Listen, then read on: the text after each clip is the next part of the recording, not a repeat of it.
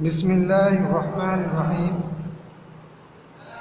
السلام علیکم ورحمۃ اللہ وبرکاتہ۔ لیکچر نمبر 13، جماعت نہم نیو، سورۃ الانفال کا رکوع نمبر 3 یعنی الدرس الاول جی،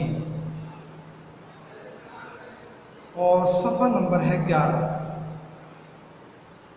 آج لیکچر نمبر 13 میں ہم آیت نمبر 26، 27 اور 28 پڑھیں گے۔ آیت نمبر 26 دیکھیں آپ لوگ صفحہ نمبر 11 پر۔ بسم اللہ الرحمن الرحیم۔ وَاذْكُرُوا إِذْ أَنْتُمْ قَلِيلٌ مُسْتَضْعَفُونَ فِي الْأَرْضِ تَخَافُونَ أَنْ يَتَخَطَّفَكُمُ النَّاسُ فَآوَاكُمْ وَأَيَّدَكُمْ بِنَصْرِهِ وَرَزَقَكُمْ مِنَ الطَّيِّبَاتِ لَعَلَّكُمْ تَشْكُرُونَ۔ اب بیٹا اس کا ترجمہ دیکھیں۔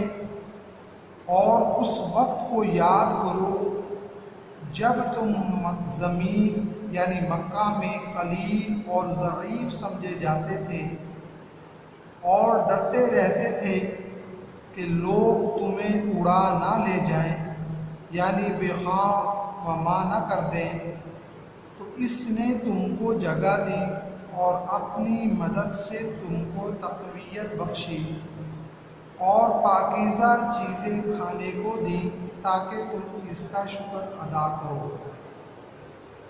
اب بیٹا آپ سمجھیں گے آیت نمبر 26 کا شان ورود یعنی خلاصہ سمجھیں گے کہ اس آیت میں اللہ تبارک و تعالی مسلمانوں کے ابتدائی حالات کی طرف عکاسی کرتے ہیں اور ابتدائی حالات کو بیان فرماتے ہیں کہ جب مسلمان مکہ میں تھے، بہت تھوڑی تعداد میں تھے اور کمزور تھے، اور گھروں میں کفار کے ڈر سے نماز پڑھا کرتے تھے، اور وہ ڈرتے رہتے تھے اس بات سے کہ کافر ان کو کہیں نقصان نہ پہنچا دیں، ان کے گھروں کو نہ جلا دیں، ان کی اولاد، ان کے گھر والوں کو نقصان نہ پہنچا دیں۔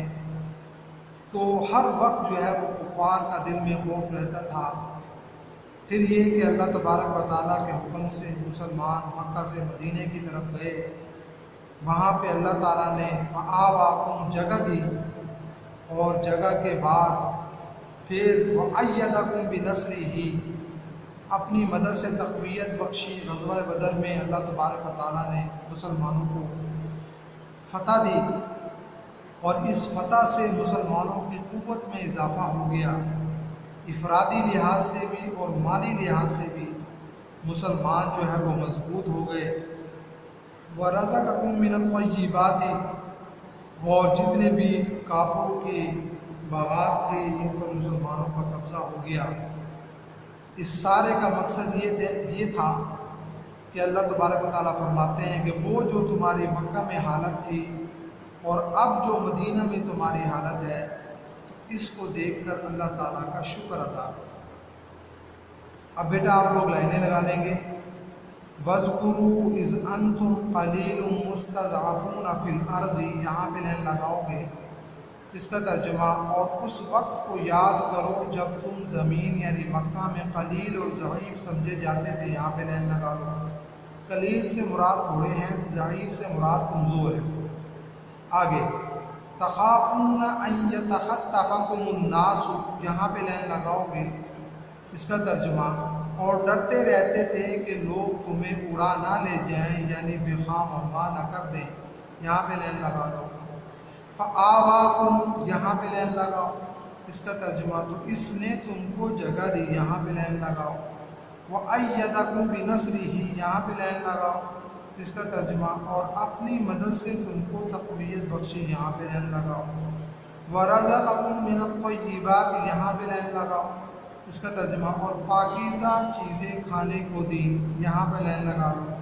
لعلکم تشکرون، یہاں پر لین لگاؤ گے، اس کا ترجمہ تاکہ اس کا شکر ادا کرو، یہاں پر لین لگاؤ۔ اب بیٹا آیت نمبر 27 دیکھیں گے۔ آیت نمبر 27 ہمارے ایکسرسائز میں سوال نمبر 2 کا جواب ہے۔ سوال نمبر 2، السوال الثانی، ان آیات میں خیانت سے کیا مراد ہے؟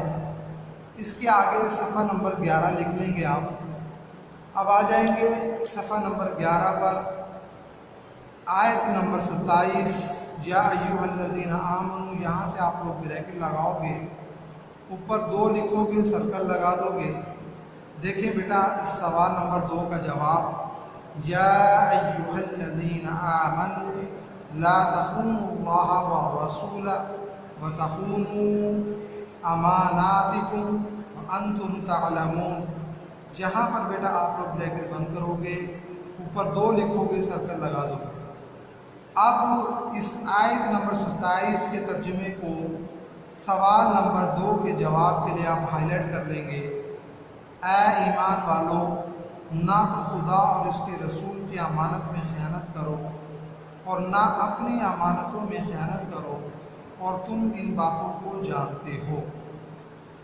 اب بیٹا سوال نمبر 2 کے جواب کا خلاصہ اور آیت نمبر 27 کا شان برود یہ ہوگا کہ یہاں پر اللہ تبارک و تعالیٰ فرما رہے ہیں کہ اللہ اور اس کے رسول کی امانت میں خیانت نہ کرو۔ دوسری بات یہ بیان کی ہے کہ نہ اپنی امانتوں میں خیانت کرو۔ اب خیانت کی کئی صورتیں ہیں۔ ایک تو مالی لحاظ سے خیانت کرنا، جیسے کسی نے کسی کے پاس مال رکھوایا، امانت رکھوائی، اور اس نے رد و بدل کر دیا، اس کو صحیح طریقے سے اس کی حفاظت نہ کر سکا، یہ مال میں خیانت ہے۔ اور اسی طرح عہد کی پاسداری کی خیانت، یعنی کہ کسی نے کسی سے کوئی وعدہ کیا لیکن اس نے اس وعدے کو پورا نہ کیا، یہ عہد کی خیانت ہو جائے گی۔ اسی طرح رازداری کی خیانت، کسی نے کسی کو راز بتایا لیکن وہ اس راز کی حفاظت نہ کر سکا، اس طرح یہ رازداری کی خیانت آ جائے گی۔ جہاں پر مراد اللہ اور اس کے رسول کی امانت میں خیانت ہے۔ اللہ اور رسول کی امانت یہ ہے کہ اللہ کی امانت یعنی اللہ تعالیٰ کے احکامات جو اس نے اپنے بندوں پر اتارے ہیں وہ اللہ کی امانت ہیں، اور ان کو صحیح طریقے سے ادا نہ کرنا یہ اللہ کی امانت میں خیانت ہے۔ اور اسی طرح رسول صلی اللہ علیہ وسلم کی امانت کیا ہے؟ رسول پاک صلی اللہ علیہ وسلم کی تعلیمات، تو لہٰذا رسول پاک صلی اللہ علیہ وسلم کی تعلیمات پر عمل نہ کرنا یہ رسول صلی اللہ علیہ وسلم کی امانت میں خیانت ہے۔ اسی طریقے سے اپنی امانت میں خیانت نہ کرو، یعنی کہ اپنے فرائض اور ذمہ داریوں کو صحیح طریقے سے ادا نہ کرنا اپنی امانت میں خیانت کرنا ہے۔ تو لہٰذا اس سوال کے جواب کا خلاصہ یوں بنے گا کہ اے ایمان والو، اللہ اور اس کے رسول کی امانت میں خیانت نہ کرو، یعنی اللہ تعالیٰ کے احکامات اور رسول پاک صلی اللہ علیہ وسلم کی تعلیمات پر عمل کرنے میں کوتاہی نہ کرو، اور اسی طرح اپنی امانت میں بھی خیانت نہ کرو، یعنی اپنے فرائض اور ذمہ داریوں کو صحیح طریقے سے ادا کرو۔ اب بیٹا آپ لائنیں لگا لیں گے۔ یا ایھا الذین آمنوا لا تخونوا اللہ والرسول، یہاں پہ لائن لگاؤ گے، اس کا ترجمہ اے ایمان والو، نہ تو خدا اور اس کے رسول کی امانت میں خیانت کرو، یہاں پہ لائن لگا لو گے۔ وتخونوا اماناتکم، یہاں پہ لائن لگاؤ گے، اس کا ترجمہ اور نہ اپنی امانتوں میں خیانت کرو، یہاں پہ لائن لگا لو۔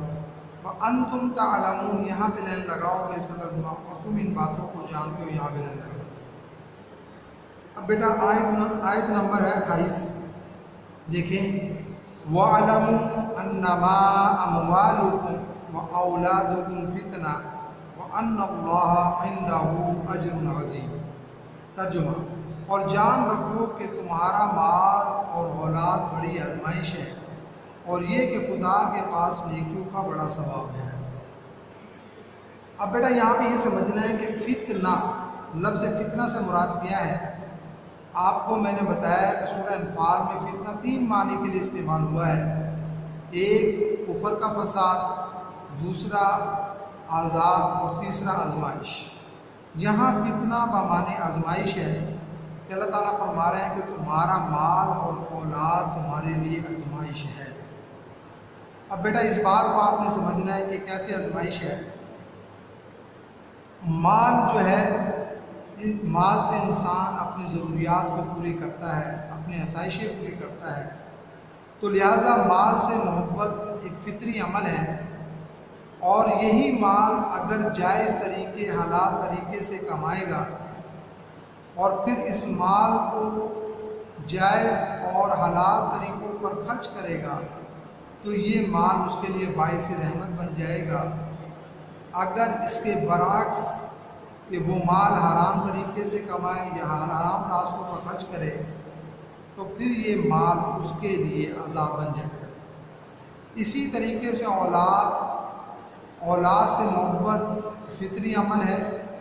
اولاد کے لیے انسان ان کی ضروریات کو پورا کرنے کے لیے جو ہے وہ ناجائز راستوں سے کمانا شروع کر دیتا ہے، تو لہٰذا اگر اولاد کو حلال طریقوں سے کھلایا اور ان کے حق کے مطابق ان کی تربیت کی تو یہ اولاد ان والدین کے لیے باعث رحمت ہے، اور اس کے برعکس اگر اولاد کی تربیت ان کے حق کے مطابق نہ کی اور کمی کوتاہی رہ گئی تو یہ اولاد جو ہے اس والدین کے لیے باعث عذاب بن جائے۔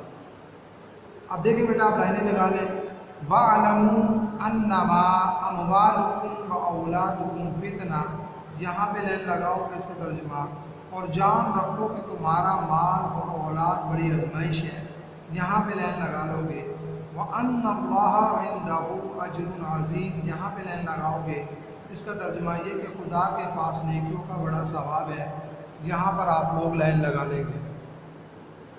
اب بیٹا یہ تینوں آیات 26، 27، 28، 26 پر سوال ہوتا ہے کہ مسلمان مکہ میں کس حالت میں تھے، یا کون سی جگہ پر مسلمان قلیل اور ضعیف سمجھے جاتے تھے، تو مختلف طریقے سے سوال آ سکتا ہے۔ اسی طرح آیت نمبر 28 میں کہ مال اور اولاد انسان کے لیے کیا ہے، MCQs بھی بن کے آتا ہے، شارٹ کیو بن کے بھی آتا ہے کہ وہ کون سی 2 چیزیں ہیں جو انسان کے لیے آزمائش ہیں، تو اس کا جواب جو ہے مال اور اولاد۔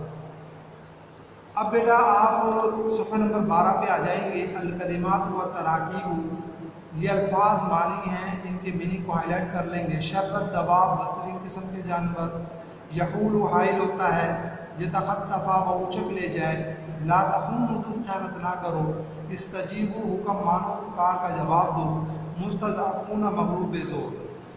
اب سوال نمبر 1 کا جواب ہو گیا، سوال نمبر 2 کا جواب ہو گیا، سوال نمبر 3 مندرجہ ذیل عبارات کا مفہوم بیان کیجیے۔ وَلَا تَكُونُوا كَالَّذِينَ قَالُوا سَمِعْنَا وَهُمْ لَا يَسْمَعُونَ، اور ان لوگوں جیسے نہ ہونا جو کہتے ہیں ہم نے سن لیا حالانکہ وہ نہیں سنتے، اس کا میں آپ کو تفصیلی بتا چکا ہوں، وہاں پہ آپ لیکچر میں دیکھ لیں گے۔ ان شر الدواب، یہ سوال نمبر 1 کا جواب ہے، یہاں پر آپ سوال نمبر 1 کے جواب میں دیکھ لیں گے۔ وَاعْلَمُوا أَنَّ اللَّهَ يَحُولُ بَيْنَ الْمَرْءِ وَقَلْبِهِ، اور جان رکھو کہ خدا آدمی اور اس کے دل کے درمیان حائل ہوتا ہے۔ اس کا بھی میں بیٹا آپ کو مفہوم بتا چکا ہوں کہ اگر انسان کے دل میں اللہ تعالیٰ کا خوف ہو تو اللہ تعالیٰ ایسے انسان کے دل اور برائیوں کے درمیان میں آ جاتے ہیں، یعنی برائیاں اس کے دل تک پہنچنے نہیں دیتے۔ اگر خشیت الہی اس کے دل میں نہ ہو تو پھر اللہ تعالیٰ ایسے انسان کے دل اور نیکیوں کے درمیان میں آ جاتے ہیں، نیکیاں اس کے دل تک نہیں پہنچنے دیتے۔ وَاتَّقُوا فِتْنَةً لَا تُصِيبَنَّ الَّذِينَ ظَلَمُوا مِنكُمْ خَاصَّةً، اور ڈرو اس فتنے سے جو خصوصیت کے ساتھ انہی لوگوں پر واقع نہ ہوگا جو تم میں گنہگار ہے۔ اس کا مفہوم بھی میں بتا چکا ہوں۔ وَاعْلَمُوا أَنَّمَا أَمْوَالُكُمْ وَأَوْلَادُكُمْ فِتْنَةٌ وَأَنَّ اللَّهَ عِندَهُ أَجْرٌ عَظِيمٌ، یہ اسی لیکچر میں اس کا مفہوم بتا چکا ہوں، اچھے طریقے سے ان آیات کو دیکھ لیں۔